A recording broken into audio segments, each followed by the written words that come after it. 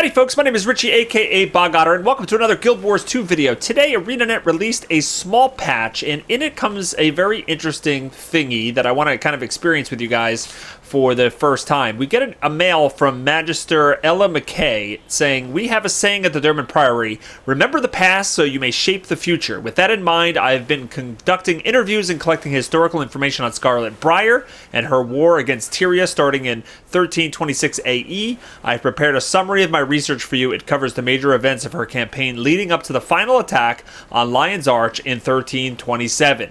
Meet me in Lion's Arch when you can. I'll be waiting."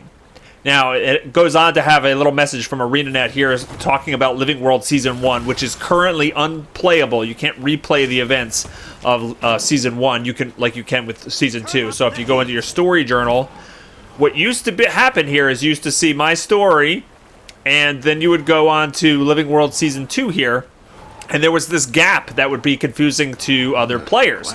And I actually made a Tyria Talk video, I think back in like April, where I talked about the fact that we really need to be able to replay Living World Season 1, but I didn't think we were going to get that because they're so focused on the expansion right now.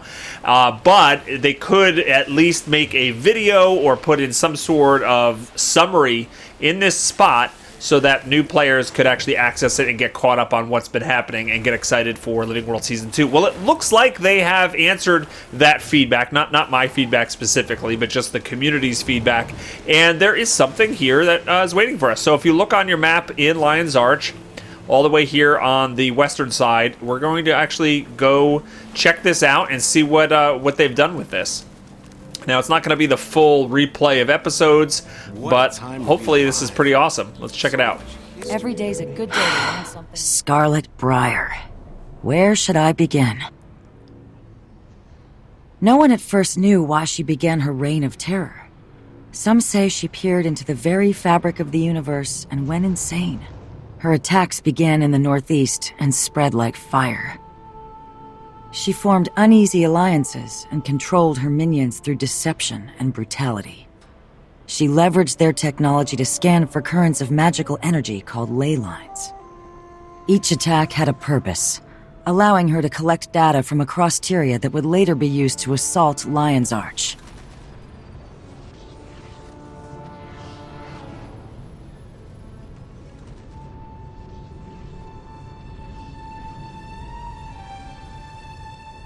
When all hope seemed lost, the heroes of Tyria rose to the task, along with new allies.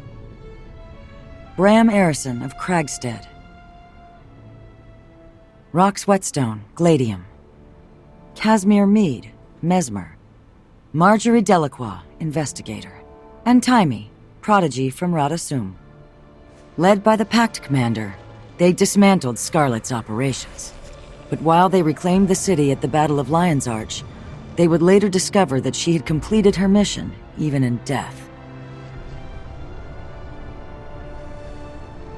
Scarlet's machine struck the ley line deep beneath Sanctum Harbor, directing its magic far into the Maguma jungle, changing the course of history.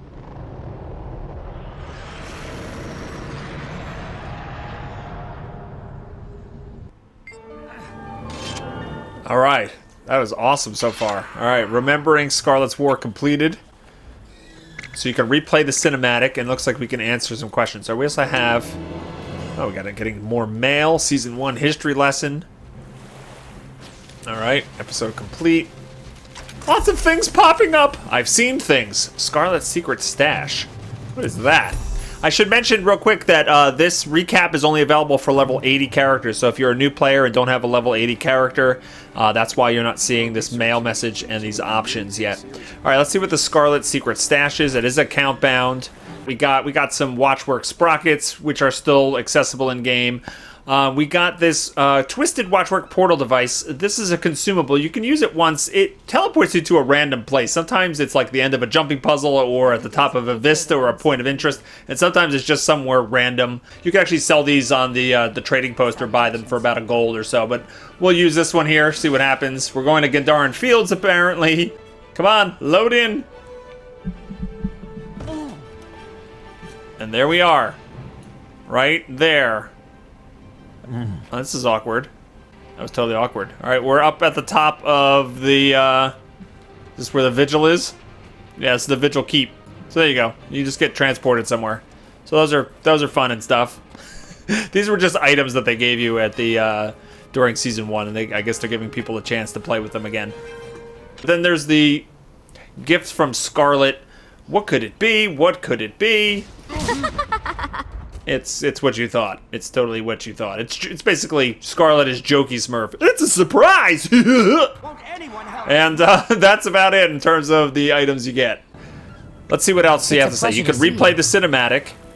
I'd like to know a little bit more about Marjorie. Delacroix is a necromancer from Divinity's Reach. Until recently, she was a member of the Ministry Guard of Divinity's Reach and was responsible for protecting various Crichton ministers and their staff. She quit that job after witnessing some terrible abuses of power. After she left the Guard, she went into business as an investigator for hire, taking on various cases that her clients needed handled, often with discretion. When Scarlet's Aetherblades assassinated Theo Ashford of the Captain's Council, Marjorie led the inquiry that led to the arrest of their leader, Captain Mai Trin. Trin later escaped her cell and fled to the Mists, shortly before Scarlet's attack on Lion's Arch. Miss Delacroix would later help destroy the Tower of Nightmares in Keswick's Hills, along with Lady Casimir Meade and the Pact Commander, who led the mission. Through her connections as a Dermond Priory member, she obtained evidence samples left behind by Scarlet's forces. The Pact Commander, with Marjorie's help and that of Casimir and Vorp, predicted the attack on Lion's Arch. Despite their warnings to the Captain's Council, the city fell, but it was later reclaimed. Okay, so this is really cool. This is giving you a lot of information that really wasn't available in-game, especially since those episodes are no longer there. I mean, they're even giving you some backstory that I've mentioned on blog posts on the Guild Wars 2 website, but hasn't actually been easy to find in-game. This was really, really needed, in my opinion. All right, let's check out the other responses here. I like that it's all voiceover, too. Where would you... People, get out of the way, people. I can't. All right, I'll hit the V button. Or F button for most people out there. All right, let's learn about Casimir Meade. Lady Casimir Meade comes from noble stock, but her family has since fallen on hard times. Her gambling brother Kyle put the family deep into debt, forcing her father to liquidate their possessions. Despite his efforts to fix Kyle's mistakes and unable to pay his own bills, her father was thrown into prison, where he died. Casimir, now forced to work, found employment as an investigator with Marjorie Delacroix. Their combined efforts, with the Pact Commander's help, led to the solving of Theo Ashford's murder during Dragon Bash. Casimir was instrumental in uncloaking the Nightmare Tower, as well as in other battles during Scarlet's campaign. She distracted Scarlet in the final battle on the Breachmaker, giving the Pact Commander a chance to deal the death blow. Okay, so that's cool. I wish this was a little bit instant, because you can hear other conversations going around, and of course people clicking on the Scarlet present and blowing themselves up. It's a little distracting, but it's cool nonetheless. I noticed that, I guess it really doesn't make sense for a Magister to talk about it, but didn't really address the fact that Casimir and Marjorie Delacroix are a couple. But that's a lot of other background information, which is cool. All right, what can you tell me? All right, I'm curious about Rox. Nothing beats Rox. Rox is a Gladium. She lost her entire warband in a mining explosion. Since then, she performed tasks for Ritlock Brimstone, the Blood Legion Tribune, in an effort to join his Stone warband. She crossed paths with Bram at the Molten Alliance facility. Together, under the leadership of the Pact Commander, they infiltrated the weapons base, freed the prisoners, and destroyed that operation. Throughout Scarlet's campaign, Rox fought beside the Pact Commander, providing ranged support and healing the injured. She accompanied the strike team that led the assault on Scarlet's Breachmaker in Lion's Arch. When Bram broke his leg during the fight, Rox stayed behind to tend to him. She also revived Marjorie Delacroix, who was wounded by Scarlet's blast. Intending to her friends, she forfeited her opportunity to kill Scarlet, leaving the Pact Commander to do the honors. This was in direct conflict to her orders, and it ultimately led to her not gaining membership in the Stone Warband. All right, there's a story of Rox. Anytime you hear them mention Pact Commander, they're talking about you, the hero, or me. They're talking about me, pretty much. And Bram? Bram Arison hails from Kragstead, a sizable homestead in Wayfarer foothills. He's the son of Ersta Galkin and Borgia the Sunchaser. As a child, he never knew his mother. She and Borgia parted amicably so she could forge her legend with Destiny's Edge. Bram's father, a hero in his own right, agreed to raise Bram to adulthood. Unfortunately, that wasn't meant to be. Borgia died when his son was a young boy. In the care of friends, Bram grew into an impetuous teen. He has a reputation for being a bit impulsive, but his heart's in the right place, or so I'm told. When the Molten Alliance swept through Norn lands, Bram saw the violence firsthand. He sought help from the Char at the Black Citadel, but was turned away. Tribune Brimstone had no troops to spare, and he didn't believe the claims that Bram was the son of his guildmate. Undeterred, Bram approached Newt Whitebear in the hopes of gathering Norn to fight back the invaders. Again, he was denied, as the Sons of Svanir were perceived as the bigger threat to Holbrook. Bram ultimately teamed up with Rox Whetstone, a Char Gladian who had fought the Molten Alliance at Nolan Hatchery. Together, and with the aid of the Pact Commander, they infiltrated the Molten Alliance weapons facility and destroyed it from the inside. Bram was involved in a number of operations against Scarlet. He joined the Pact Commander in the final assault on the Breachmaker, but he broke his leg in the process. Okay, and all of these events, or most of these events that they're mentioning, are actually instances and different things that you could do in Living World Season 1, and hopefully someday, probably post-expansion, we will be able to replay these events, because it's pretty cool. All right, and lastly, we want details about Timey, the little Asura. Ah, Timey.